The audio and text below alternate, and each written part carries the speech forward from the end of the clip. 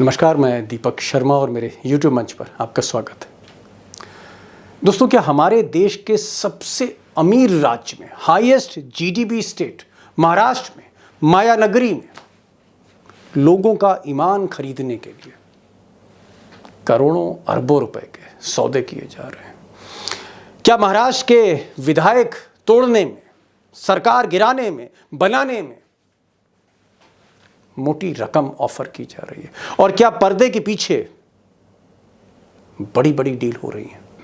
अब सरकार तोड़ने बनाने में विधायकों की खरीद फरोख्त में 2-2 करोड़ 4-4 करोड़ तो खर्च किए जाते हैं, ऐसा हमने भी सुना है।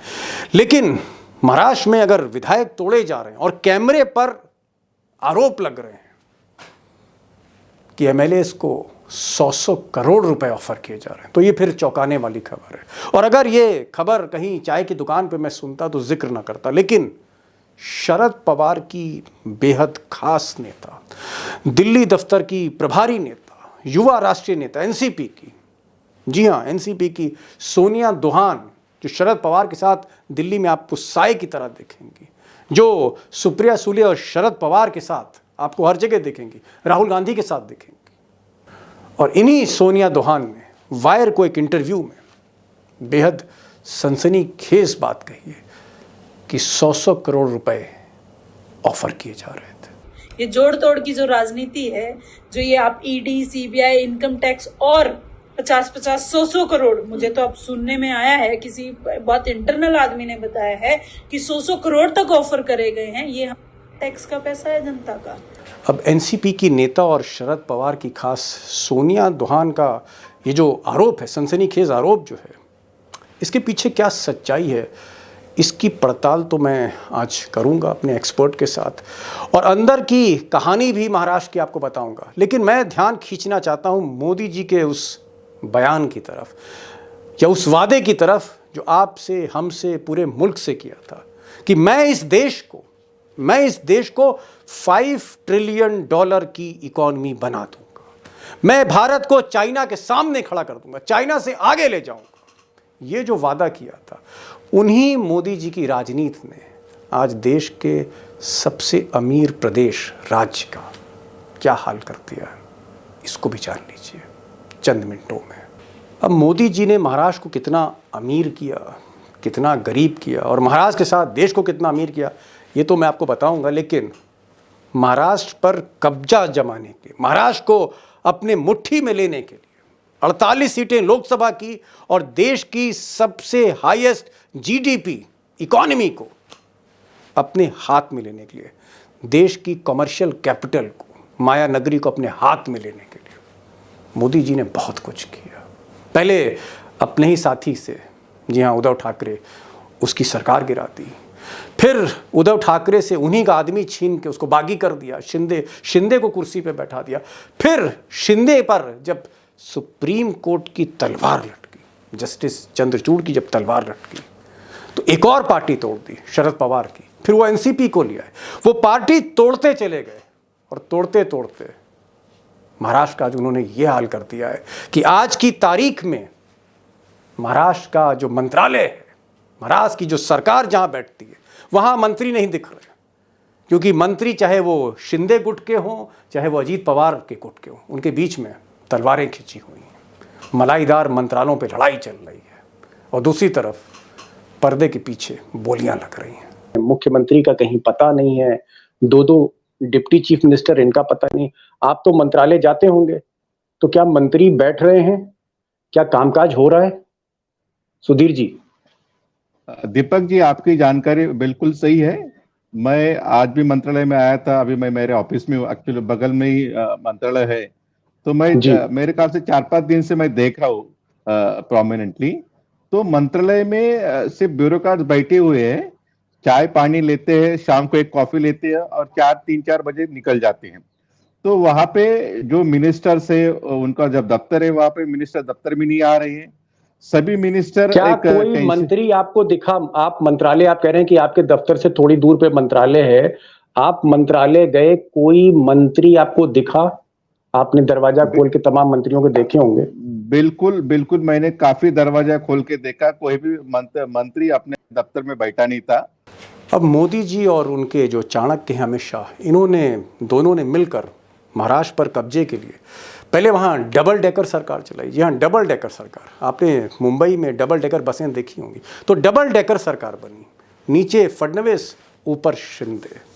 लेकिन जब उन्होंने देखा कि कहीं ना कहीं शिंदे जो है वो डिस्क्वालीफाई ना हो जाए, तो मोदी जी ने जो बस थी डबल डेकर, इसको ट्रिपल डेकर कर दिया। ट्रिपल डेकर, जी हाँ, 3 फ्लोर वाली बस, नीचे फडणवीस, बीच में शिंदे और ऊपर अजीत पवार।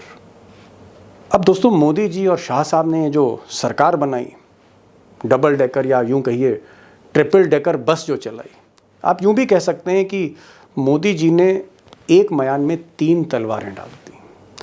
और इन तलवारों का ये हाल था कि फडणवीस साहब को शिंदे अच्छे नहीं लगते थे और शिंदे साहब को आजकल अजीत पवार अच्छे नहीं लग रहे हैं। दोनों गुटों में या तीनों गुटों में झगड़ा है।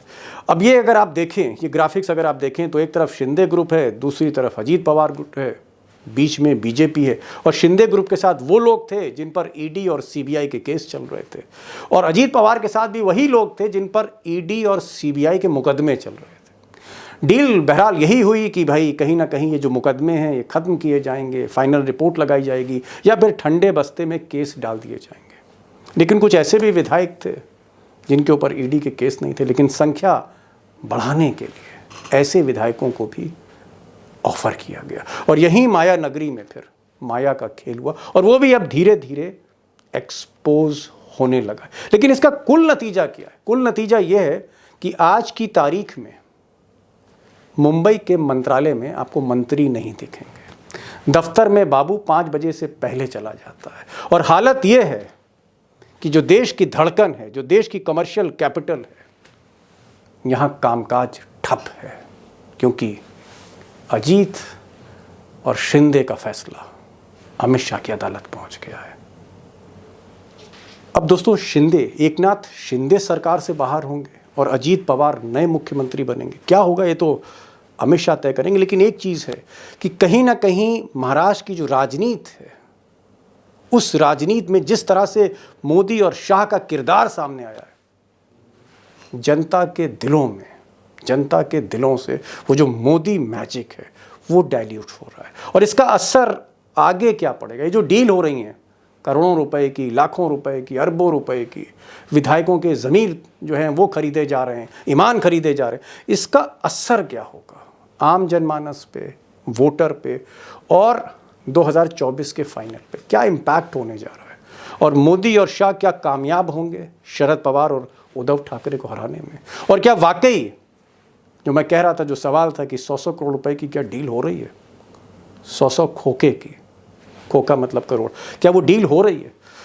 मुझे लगता है कि ये जो बड़ा सवाल है जिसको आज हम डिकोड करने जा रहे हैं, सुधीर सूर्यवंशी के पास चलेंगे, मुंबई। और सुधीर सूर्यवंशी का जो दफ्तर है न्यू इंडियन एक्सप्रेस का, वो मंत्रालय जो हार्ट ऑफ गवर्नमेंट है उसके बगल में है। और पिछले कई बरसों से सुधीर सूर्यवंशी राजनीति को बड़ी बारीक निगाह से देख रहे हैं। उनका खुलासा हम सुनेंगे और हम जानेंगे एक्सरे रिपोर्ट महाराष्ट्र की डीलों की एक्सरे रिपोर्ट। सुधीर जी, जो मेरा पहला सवाल है, लोग ऐसा कह रहे हैं, दिल्ली में हमें सुनने में आया है कि आपके मुंबई में, आपके मंत्रालय में कोई काम नहीं हो रहा है। सरकार का जो मंत्री है वो ऑफिस नहीं जा रहे हैं, मुख्यमंत्री का कहीं पता नहीं है, 2 डिप्टी चीफ मिनिस्टर, इनका पता नहीं। आप तो मंत्रालय जाते होंगे, तो क्या मंत्री बैठ रहे हैं? क्या कामकाज हो रहा है? सुधीर जी। दीपक जी, आपकी जानकारी बिल्कुल सही है। मैं आज भी मंत्रालय में आया था, अभी मैं मेरे ऑफिस में हूँ, एक्चुअली बगल में ही मंत्रालय है। तो मैं मेरे ख्याल से 4-5 दिन से मैं देख रहा हूँ प्रोमिनेंटली। तो मंत्रालय में सिर्फ ब्यूरोक्रेट्स बैठे हुए हैं, चाय पानी लेते हैं, शाम को एक कॉफी लेते हैं और 3-4 बजे निकल जाते हैं। तो वहां पे जो मिनिस्टर्स है, उनका जब दफ्तर है, वहां पे मिनिस्टर दफ्तर में नहीं आ रहे हैं। सभी मिनिस्टर, क्या कोई मंत्री आपको दिखा? आप मंत्रालय, आप कह रहे हैं कि आपके दफ्तर से थोड़ी दूर पे मंत्रालय है, आप मंत्रालय गए, कोई मंत्री आपको दिखा? आपने दरवाजा खोल के तमाम मंत्रियों को देखे होंगे। बिल्कुल बिल्कुल, मैंने काफी दरवाजा खोल के देखा, कोई भी मंत्री अपने दफ्तर में बैठा नहीं था। बाकी जो कुछ मंत्री है वो एक एक सीएम के बंगलों पे रहते, वर्षा बंगलों पे, नहीं तो अजित पवार के तो बंगलों क्या पे अभी कुछ लोग रह रहे नहीं। जो चीफ मिनिस्टर हैं एकनाथ शिंदे वो अब आ रहे हैं मंत्रालय या वो भी नहीं आ रहे? नहीं, उनका भी प्रेजेंस काफी कम हो गया है मंत्रालय में आने का। तो मेरे ख्याल से वो भी जो कुछ अनबन चल रही है राष्ट्रवादी जी। कांग्रेस जो अजित पवार की गुट है और भारतीय जनता पार्टी में, तो मुझे लगता है वो अभी चीजें सुलझाने में ज्यादा वक्त उनका मतलब जा रहा है। अपने लोगों को मिनिस्ट्री देना, अपने नाराज लोगों को मनाना, इनमें काफी वक्त जा रहा है, लेकिन उसकी वजह से एडमिनिस्ट्रेटिव इम्पैक्ट हो रहा है, उसका हैम्पर और उसका एडवर्स इम्पैक्ट महाराष्ट्र के एडमिनिस्ट्रेशन पे दिखते जा रहे हैं। मतलब आपका ये कहने का मतलब है कि कई दिनों से हिंदुस्तान का जो सबसे हाईएस्ट जीडीपी स्टेट है, जो हमारी आर्थिक राजधानी है, जो हमारी कमर्शियल कैपिटल है देश की, वहां पर उस स्टेट का, उस राजधानी का हाल ये कि ना मुख्यमंत्री का पता है मंत्रालय में, सुधीर जी कह रहे हैं कोई मंत्री नहीं आ रहा, कामकाज नहीं हो रहा। चलिए ये तो कामकाज की बात रही, कामकाज अगर होता तो ये हाल ना होता सरकार का। हमने सुना है कि जो शिंदे साहब हैं और अजीत पवार, इनमें भी ये मामला चल रहा है, 36 का आंकड़ा है, आपस में बन नहीं रही देखो, है। क्या वाकई तलवारें खींची हुई हैं पवार और शिंदे में, दोनों डिप्टी सीएम और सीएम में झगड़ा हो रहा है पोर्टफोलियोज को लेके, बंटवारे को लेके मंत्रालय के? जिस दिन अजित पवार ने डिप्टी सीएम के तौर पे शपथ ली और उनके 8 विधायक ने शपथ ली उनके गुट के, उसी दिन से शिंदे के जो विधायक है काफी नाराज चल रहे। उनके गुट में काफी नाराजगी उभर के आ रही है। ऑन रिकॉर्ड उनके एमएलए बोल रहे कि हम अजित पवार के गुट के जो कुछ मिनिस्टर उनको गार्डियन मिनिस्टर दिया जाएगा तब उनके खिलाफ बगावत करेंगे। कल जो भारत गोगावले, दो शिवसेना जो शिंदे गुट के विधायक है, उन्होंने तो एनसीपी के जो मिनिस्टर है आदित्य तटकरे, उनके खिलाफ भी बयान जारी किया। ये जो चीज वो बोल रहे हैं, मेरे ख्याल से एक काफी बहुत बड़ा अंदर शिंदे गुट में, ये सरकार में चल रहा है। शिंदे अजित पवार को जो फाइनेंस मिनिस्टर, वित्त मंत्रालय, वो देना नहीं चाहते, क्योंकि वही वित्त मंत्रालय जो बोन ऑफ कंटेंशन हम अंग्रेजी में कहते हैं, उसके वजह से ही झगड़ा हुआ था। उसको वही जो आप मेन रीजन था पार्टी छोड़ने का उनका। हाँ हाँ, आप जो समझाने की कोशिश कर रहे हो और मैं समझ रहा हूँ और मेरे जो दोस्त देख रहे हैं, ऑडियंस देख रहे हैं, आप शायद ये कह रहे हैं कि शिंदे गुट और अजीत पवार गुट, इनमें विभागों को लेकर झगड़ा है। ये चाहते हैं कि इनको मलाईदार मंत्रालय मिले, ऐसे मंत्रालय मिले जहां पैसा कमाया जा सकता है, ऐसे मंत्रालयों जैसे सिंचाई है, वित्त है, स्वास्थ्य, बहुत से ऐसे मंत्रालय जहां नोट की कमाई होती है। तो क्या ये मेरी बात सही है कि मलाईदार मंत्रालय चाहते हैं ज्यादा से ज्यादा ये दोनों लोग? बिल्कुल दीपक जी, जो शिंदे सरकार और भारतीय जनता पार्टी की सरकार थी, डबल डेकर सरकार, डबल इंजन भी वो कहते हैं, जैसे मुंबई में डबल डेकर बसेस काफी बीएसटी की फेमस है, लेकिन ये डबल डेकर के ऊपर एक तीसरा भी एक डिब्बा आ गया है जो दूसरे डब्बे को पता, हाँ डबल ट्रिपल डेकर, तो दूसरे डब्बे को पता नहीं था तीसरा डब्बा उनके ऊपर भी आ जाएगा। इसलिए जो बीच वाला जो डब्बा है शिंदे गुट का, उनका सैंडविच हो रहा है। तो उनको पता नहीं अभी ये सैंडविच में बाहर निकला है कि अंदर ही दबना है, तो अंदर ही दबते जा रहे। इसलिए मुझे लगता है कि वित्त मंत्रालय हो, सिंचाई मंत्रालय हो, एग्रीकल्चर डिपार्टमेंट हो, उसके लेके काफी अनबन दोनों में चल रही है। जब शिंदे गुट ने भारतीय जनता पार्टी का साथ दिया था तो उस टाइम ऐसी कोई भी बात नहीं थी कि अजित पवार उनका गुट आएगा। अभी मुझे लगता है कि अभी उनमें ज्यादा जो स्पेस थी उसमें ज्यादा बंटवारा हो रहा है, इसलिए शिंदे काफी नाराज चल रहे हैं, उनका गुट काफी नाराज चल रहा है। एक और बड़ा महत्वपूर्ण सवाल, अगर आप ये तस्वीर देख रहे हैं तो ये तस्वीर जो मैं आपको दिखा रहा हूं, ये तस्वीर है सोनिया दुहान की। ये शरद पवार जी के साथ रहती हैं, यूथ लीडर हैं, दिल्ली ऑफिस की प्रभारी है। इन्होंने एक इंटरव्यू दिया वायर में और इन्होंने कहा कि भैया इतना पैसा ऑफर किया जा रहा था एनसीपी के विधायकों को। इन्होंने कहा कि 50 करोड़ से लेके 100 करोड़ तक ऑफर किया जा रहा था। तो क्या इस तरह की चर्चा है? सबूत ना मेरे पास है ना आपके पास है, सबूत तो होता नहीं है, सबूत तो ईडी के पास होता है और ईडी को ही मैनेज करते हैं लोग। तो मैं ये पूछ रहा हूँ, क्या इस तरह की चर्चा है कि 100 करोड़ रुपए भी ऑफर किए गए विधायकों को लाने के लिए? मैं सोनिया दुहान के जो उनका जो बयान है उसके ऊपर टिप्पणी नहीं करूंगा, लेकिन जो लास्ट टाइम जो शिंदे गुट के विधायक उद्धव ठाकरे की सरकार गिराने के बाद वो भारतीय जनता पार्टी के साथ सत्ता में आए, तो उनके बाद में उनके ऊपर एक एलिगेशन लगा था, आपको याद होगा, 50 खोके सब कुछ ओके और गद्दार। तो 50 सीआर की बात उस टाइम चली थी, किसी ने ईडी सीबीआई इनकम किसी ने बात की पुष्टि नहीं की। लेकिन मेरे ख्याल से जो शिंदे गुट के विधायक काफी त्रस्त थे ये पैसा लिया नहीं लिया वो जाने और देने वाला जाने, लेकिन ये काफी चर्चा रही थी उस टाइम भी। 50 खोखा मतलब 50 करोड़। आपके 50 बॉम्बे करोड़ में खोखा को करोड़ कहते हैं। करोड़ करते हैं, हाँ, करोड़ एक खोखा को खोखा करोड़ एक कहते हैं, करोड़। हाँ, हाँ, 1 तो करोड़, 50 हाँ, खोखा का मतलब 50 करोड़। तो ये हाँ, जो इल्जाम था, ये हम्म। किसने लगाया था, किस पर? क्या फ्लोर ऑफ द हाउस में, विधानसभा में इस तरह के आरोप लगे थे? ये फ्लोर ऑफ द हाउस पे लगे थे आरोप, लेकिन वो संदिग्ध तौर पे लगे थे। विधानसभा में, सभा के बाहर जो प्रोटेस्ट थे वहां पे भी काफी स्लोगन, मेरे ख्याल से अजित पवार ने कुछ स्लोगन दिए थे उस टाइम पे जब वो अच्छा। महाविकास आघाड़ी के पार्ट थे। तो 50 को के सब कुछ ओके, एक काफी फेमस, मेरे ख्याल से हर कस्बे में, हर गांव में ये स्लोगन लोगों के दिल दिमाग जहन में आ गया है। तो इसी तरह की बात जैसे सोनिया दुहान ने कही 100 करोड़ का, मुझे पता नहीं वो सही है झूठ है, क्या उसका मतलब है। लेकिन ये बात अभी मैं एक एमएलए से बात कर रहा था, अभी मेरे दफ्तर में ही वो आए थे, तो उनसे बात करते उन्होंने बताया कि 50 करोड़ का तो पता नहीं, लेकिन जो अजित पवार के गुट के विधायक है, जो लोग आ रहे हैं उनके विधायक को, उन तो 100 करोड़ और 500 करोड़ के प्रोजेक्ट देने का उनको प्रॉमिस किया जा रहा है कि आप आइए 500 करोड़ लीजिए, उनमें जो कुछ आपको कमीशन कमाना है वो आपकी तरफ से 5% लेना है, 10% लेना है, 20% लेना, तो उसमें से आप आपका इलेक्शन का खर्चा, आप डेवलपमेंट भी कर सकते, इलेक्शन का खर्चा भी निकाल सकते, इसी तरह के ऑफर भी दिया जा रहे हैं। अच्छा, इसका मतलब मैं जो समझ रहा हूं कि आपका ये कहना है कि अगर किसी विधायक पर सीबीआई और ईडी की जांच नहीं है, तो उसको कौन सी लालच दी जा सकती है? उसको फिर यही लालच दी जा सकती है कि भाई पैसा ले लो, कमीशन खा लो। तो आपका ये कहना है कि सरकार के जो बड़े प्रोजेक्ट हैं, 500 करोड़ का कोई प्रोजेक्ट दे दिया, कोई 400 करोड़ का प्रोजेक्ट दे दिया, चाहे वो कोई कंस्ट्रक्शन का काम हो या कोई और ठेका हो सरकार का, और उसमें से वो कमीशन निकाल के अपना पैसा कमा ले, ये कहना चाह रहे हैं आप? कि सरकार बिल्कुल का जो बिल्कुल, बड़ा ठेका है वो उसको दिया जाए और फिर कहा जाए भाई इस ठेके में से कमीशन ले लो, ये कहना हाँ चाह रहे हैं? बराबर, बिल्कुल। जो मिनिस्टर्स है, बाकी लोग ये है, जो अंदरूनी बातें रहती है, जैसे हम पत्रकार है तो हर जी। दफ्तर में जाना, हर लोगों से बात करना, वो सेक्रेटरीज हो, वो डेस्क ऑफिसर हो, मिनिस्टर से पीए हो, तो उनमें एक बात उभर के आ रही है कि जो कुछ पैसा मिलता है उसको 5% लेके 20% तक मिनिस्टर का और कुछ लोगों का कमीशन रहता है, तो वो कमा सकते हैं, डायरेक्ट पैसा नहीं मिले तो इनडायरेक्टली कमा सकते हैं।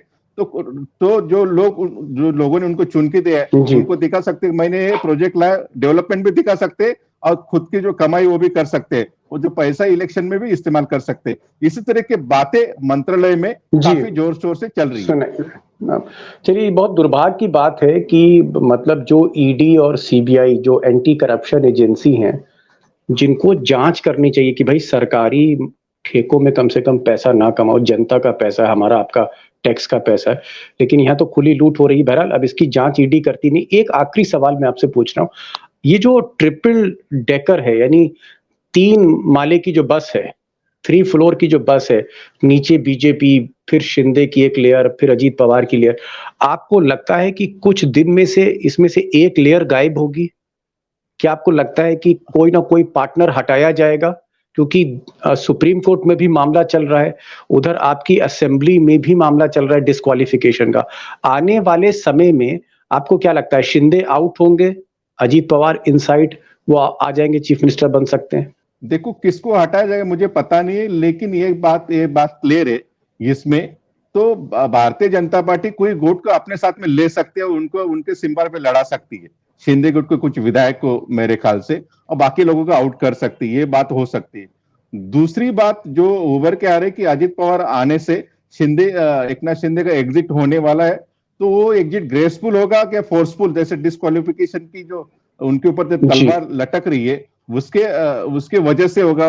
6 साल के लिए वो मेरे ख्याल से इलेक्शन भी नहीं लड़ सकते, ऐसी भी चीजें हैं। तो कल अजित पवार जब पोर्टफोलियो मिल नहीं रहे थे, अलोकेशन नहीं हो रहा था, तो कल अमित शाह को मिल गए, प्रफुल्ल पटेल भी साथ में है, तो अभी शिंदे को टाइम नहीं मिल रहा है अमित शाह को मिलने के लिए।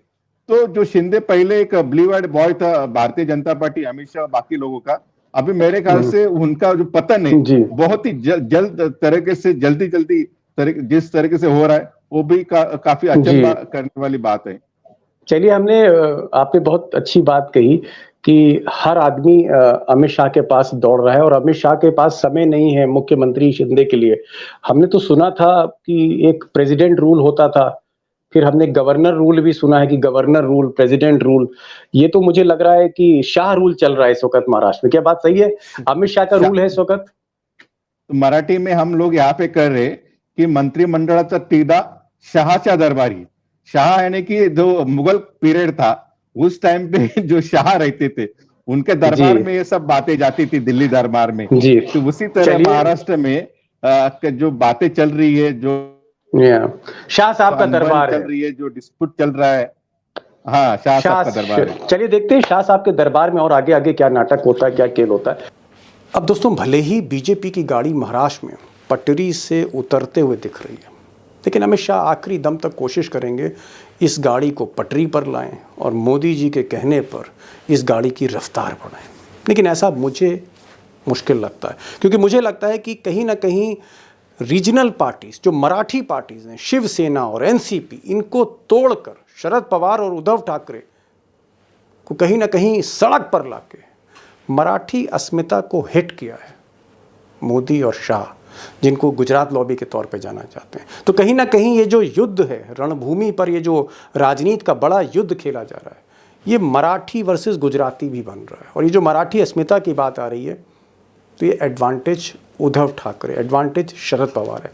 और उद्धव ठाकरे की जो रैलियां हैं उसमें जो भीड़ आ रही है, या जो बाई इलेक्शंस और इलेक्शंस हुए हैं पिछले साल भर में, वो जिस तरह से महाविकास अघाड़ी ने जीते हैं, उद्धव ठाकरे ने, कांग्रेस ने और शरद पवार ने मिलकर, उससे ऐसा ही लगता है कि मोदी जी का रथ वाकई महाराष्ट्र के दलदल में फंसता चला जा रहा है। तो बहरहाल ये आज का शो था और मेरी कोशिश थी क्योंकि मैं आपको कहीं ना कहीं जो भीतर हो रहा है, पर्दे के पीछे हो रहा है, उसको सही तरह से सामने रखूं, जो गोदी मीडिया नहीं दिखाती है, छुपाती है आपसे।